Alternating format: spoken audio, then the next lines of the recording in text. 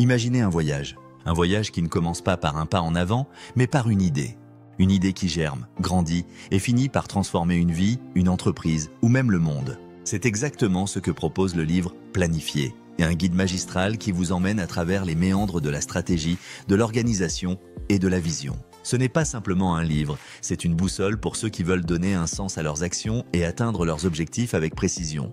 Aidez-nous à agrandir la chaîne en vous abonnant, likant et en partageant. Merci. Chapitre 1. Le pouvoir de la vision. L'histoire commence avec un personnage, disons, Alex. Alex est un entrepreneur passionné mais débordé. Il a des rêves, des ambitions, mais chaque jour ressemble à une course contre la montre. Un jour, Alex rencontre un mentor, un sage qui lui pose une question simple mais profonde. Où veux-tu aller ? C'est ici que le livre Planifier entre en scène. Il explique que sans une vision claire, tout effort est vain. La vision est l'étoile polaire qui guide chaque décision, chaque action. L'auteur insiste sur l'importance de prendre du recul, de visualiser l'avenir et de définir ce que le succès signifie pour vous. Chapitre 2. Les fondations de la planification. Une fois la vision établie, Alex apprend que la planification est l'art de transformer cette vision en réalité. Le livre décrit la planification comme un pont entre le présent et le futur. Il détaille des méthodes pour structurer ses idées, fixer des objectifs SMART, spécifiques, mesurables, atteignables, réalistes, temporels et anticiper les obstacles.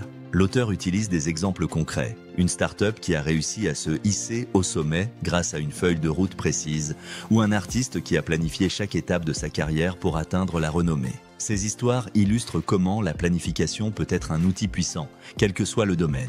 Chapitre 3. L'équilibre entre flexibilité et discipline.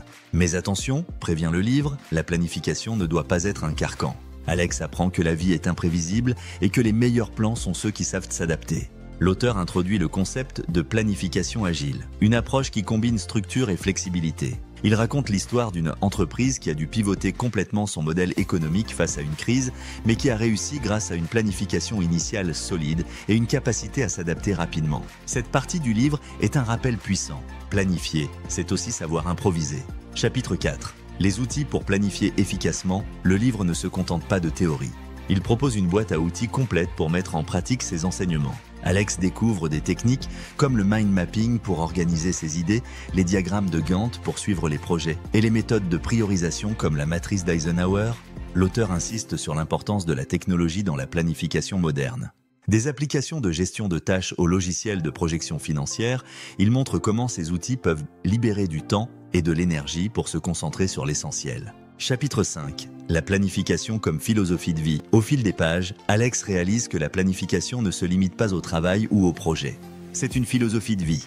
Le livre explore comment appliquer ces principes à la vie personnelle, planifier ses finances, ses relations, même ses loisirs. L'auteur partage des anecdotes inspirantes. Une famille qui a réalisé son rêve de faire le tour du monde grâce à une planification méticuleuse ou un individu qui a transformé sa santé en fixant des objectifs progressifs. Ces récits montrent que la planification est un outil universel, capable de transformer tous les aspects de la vie. Chapitre 6. Les pièges à éviter. Bien sûr, le chemin n'est pas sans embûches. Le livre met en garde contre les erreurs courantes. La surplanification, qui étouffe la créativité. La sous-planification, qui mène au chaos. Et le piège de la procrastination, qui repousse sans cesse l'action. Alex apprend à reconnaître ces pièges et à les éviter. Il comprend que la planification est un équilibre délicat entre préparation et action, entre rêve et réalité. Chapitre 7. L'héritage de la planification. Le livre se conclut sur une note profonde. La planification, explique l'auteur, n'est pas seulement un moyen d'atteindre des objectifs. C'est une façon de laisser une empreinte, de créer un héritage.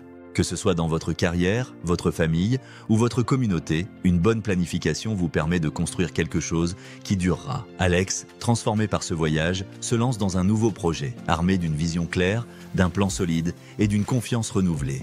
Planifier est bien plus qu'un livre. C'est une invitation à reprendre le contrôle de votre vie, à rêver grand et à agir avec intention. À travers des histoires inspirantes, des conseils pratiques et des réflexions profondes, il vous guide pas à pas vers la réalisation de vos ambitions. Que vous soyez un entrepreneur, un artiste ou simplement quelqu'un qui cherche à donner un sens à sa vie, ce livre est une lecture indispensable.